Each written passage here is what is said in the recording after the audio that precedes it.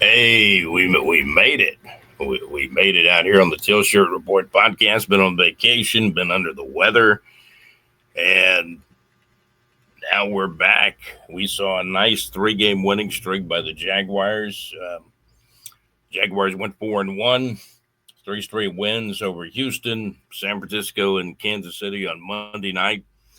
The Monday night victory for the Jaguars was 31-28. Trevor Lawrence scoring a touchdown at the end, falling down, getting back up, and running it across the goal line.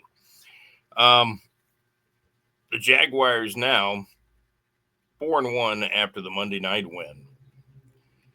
However, now we're moving along, and it's now October 12th, and we've just been alerted about the frustrating loss against the Seattle Seahawks.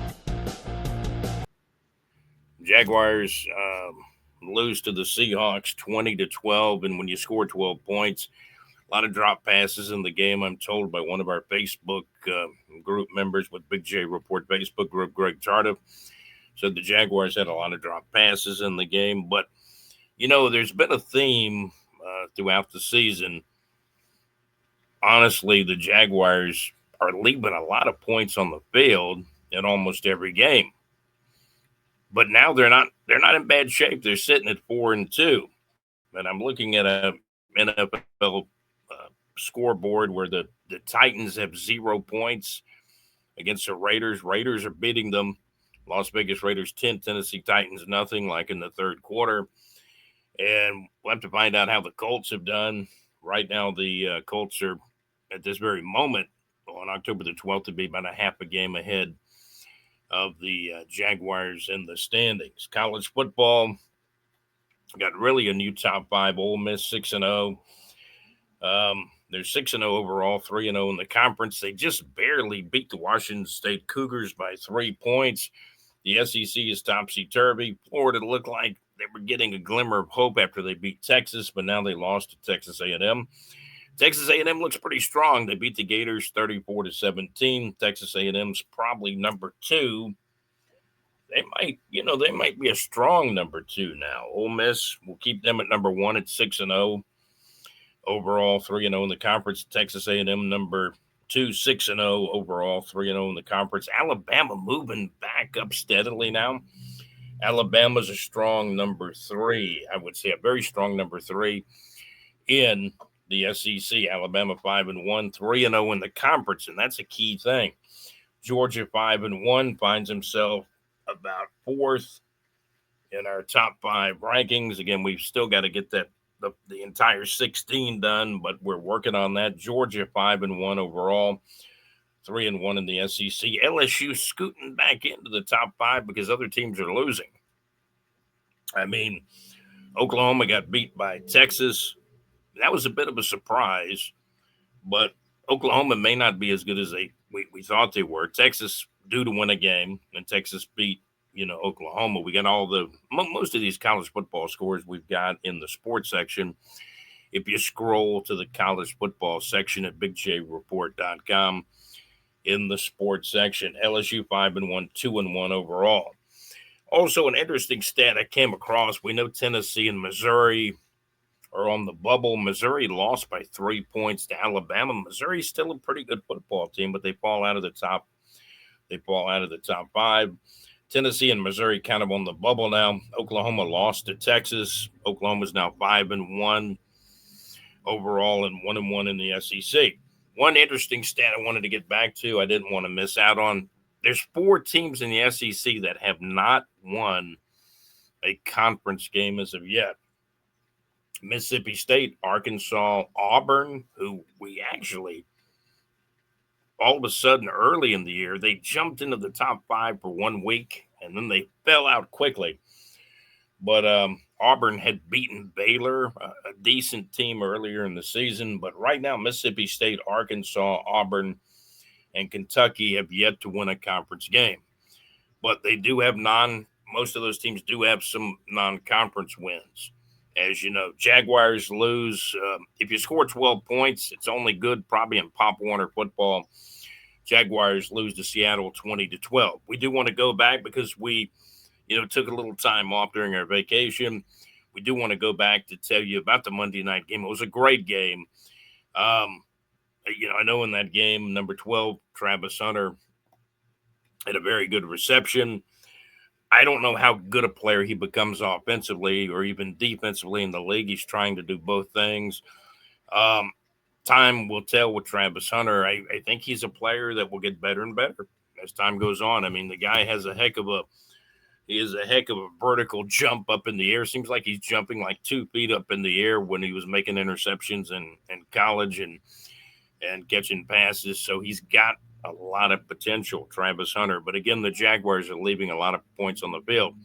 The Monday night win was really capped off with the 99-yard pick six by Devin Lloyd, whom all of a sudden, I've got to think the guy's probably, at the end of this season, he's probably going to be a free agent.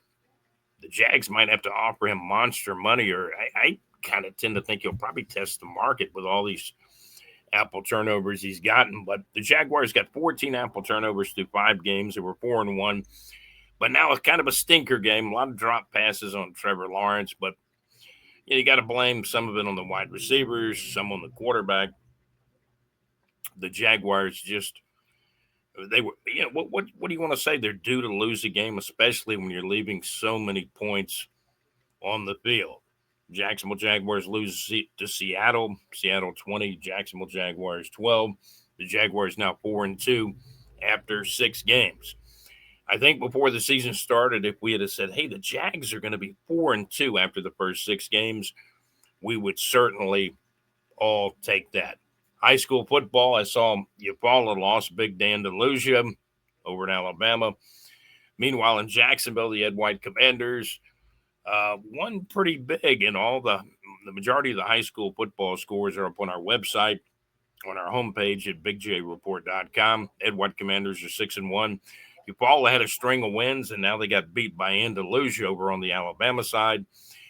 We do check scores from North Florida, South Georgia, Western Georgia, that pocket of Southeast Alabama, and we have some scores from Central Florida off and on as well on our homepage, where we have our high school football scoreboard at bigjreport.com on our homepage.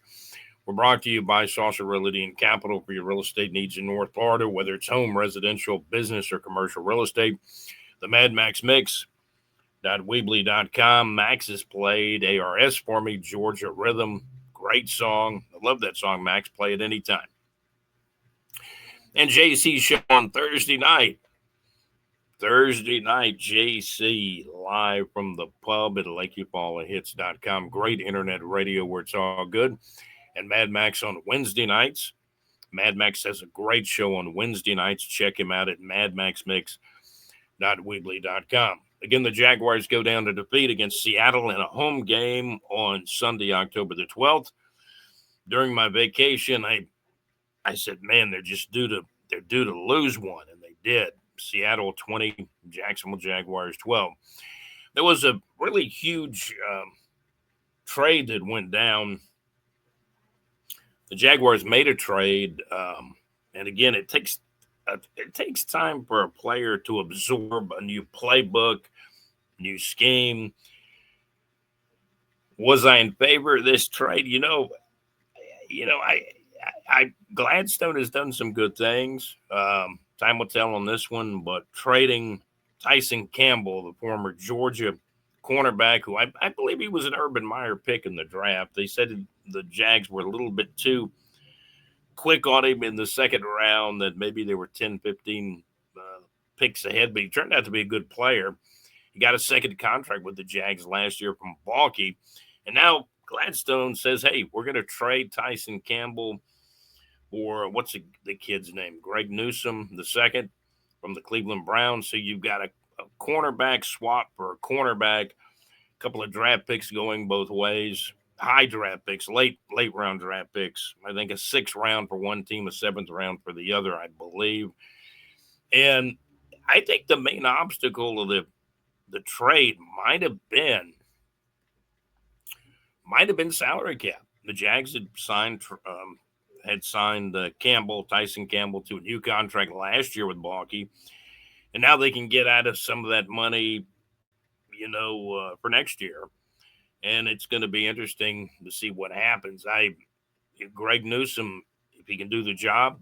Gaylor told me he had some interceptions early in the year for Cleveland, and John Gaylor also told me he believes that the scheme the Jaguars run on defense now is not as conducive to Tyson Campbell. But I think salary cap perhaps was a bigger issue. Also, Gaylor said, Campbell was not playing as well, and maybe it had something to do with the scheme, but you hate trading a player with a talent like that of Tyson Campbell. The wrist injury a couple of weeks ago to because he didn't play Monday night. The wrist injury to defensive end, well, without a doubt, the wrist injury. I called it in the last episode a shoulder injury. It actually turned out later was a wrist injury to Trayvon Walker, and you miss him in the lineup. No matter what I've said about him in the past, he's been giving more effort. I mean, the defense against Seattle, they gave up just 20 points. You should win those games. Jags left too many points on the field.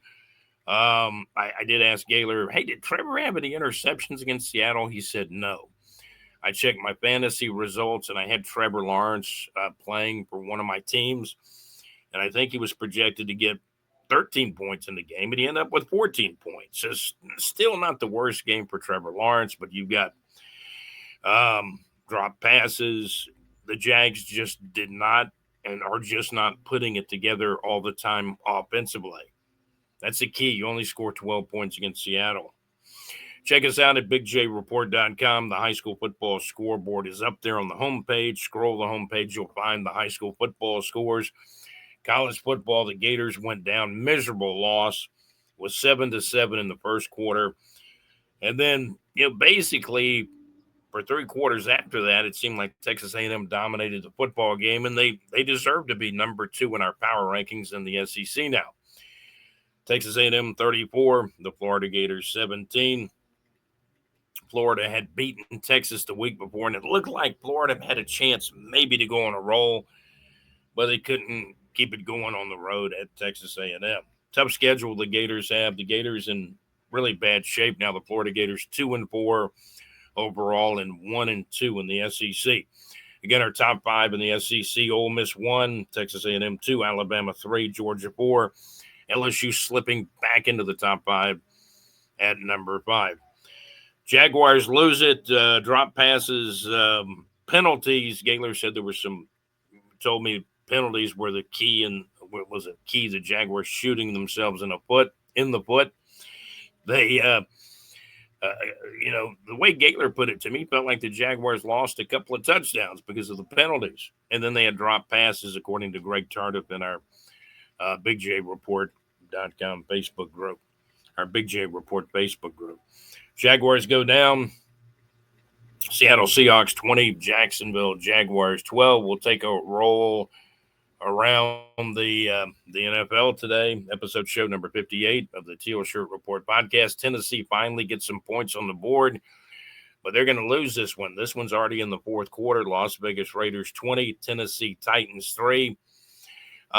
Tampa Bay's got a lead on San Francisco. Let me check that score. That's a close one, though, at Tampa Bay.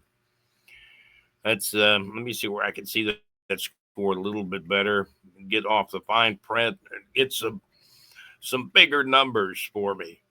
Let's take a look here. Tampa Bay. Let's see here. Tampa Bay and San Francisco. Okay, I'm not seeing the game now, but we'll pull it up here in a second. Tampa Bay leading San Francisco. Baker Mayfield, when you go through fantasy stats, and I'm looking at what guys are projected to score in games, all of a sudden Baker Mayfield is projected to score more points than a lot of the big-time quarterbacks. So I guess maybe Baker Mayfield is becoming a big quarterback. Let's see if I can put these scores together for you here on the Teal Shirt Report podcast. Las Vegas Raiders 20, Tennessee Titans 3, fourth quarter. Tampa Bay has a lead in the football. Tampa Bay Buccaneers 20, San Francisco 49ers 19. Green Bay in control over Cincinnati. Green Bay 17, Cincinnati 7 in the fourth quarter. A little bit of a Thursday night surprise. New York Giants 34, Philadelphia Eagles 17. Maybe the Giants have found a quarterback in Jackson Dart. Perhaps.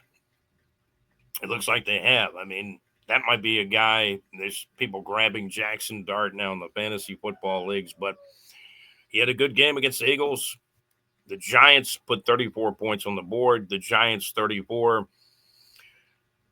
And the Philadelphia Eagles was at 17 for the Eagles. It just doesn't seem right, does it? New York Giants 34, Philadelphia Eagles 17. The game was played in New York at the Giants' home stadium, so some home field for the Giants in that one. So Jaguars lose to Seattle. Jacksonville Jaguars lose to Seattle. Seattle Seahawks 20. Jacksonville Jaguars 12. You're not going to win many games in the NFL when you only score 12 points. I mean, that's all there is to it. Score 12 points, you might win a few games in Pop Warner now and then. That's kind of the way the scores went in Pop Warner, 6-0, 6-6, 12-6. The Jaguars scored 12 points. A lot of drop passes, penalties at the wrong time. And that's very, very difficult to score 12 points and win a game in the NFL. The defense, give them credit. They only gave up 20 points to Seattle. So Jags defense still playing pretty good football, although Trayvon Walker hampered with the wrist injury now. And then I heard from Gaylor that Devin Lloyd, who got the big 99-yard pick six touchdown interception against Kansas City on Monday Night Football, that it looked like Gaylor had messaged me. Devin Lloyd went out with tightness. Devin Lloyd, number 0 for the Jaguars, linebacker Devin Lloyd, went out of this game with tightness and did not return in the Seattle game. So again, we got the final score: Seattle Seahawks 20, Jacksonville Jaguars 12. It's going to about wrap it up for this edition of the Teal Shirt Report podcast, episode show number 58. Tune again. Teal Shirt Report podcast. I'm your host, Scott. I want to thank our executive producer, JC, also Alex Nunnery, another producer, and John Gaylor, our correspondent and contributor to the Teal Shirt Report podcast. Thank you very much, John. Hey, you guys have a great day. Thank you for watching. Thank you for listening to the Teal Shirt Report podcast. Again, thank you. Have a great day.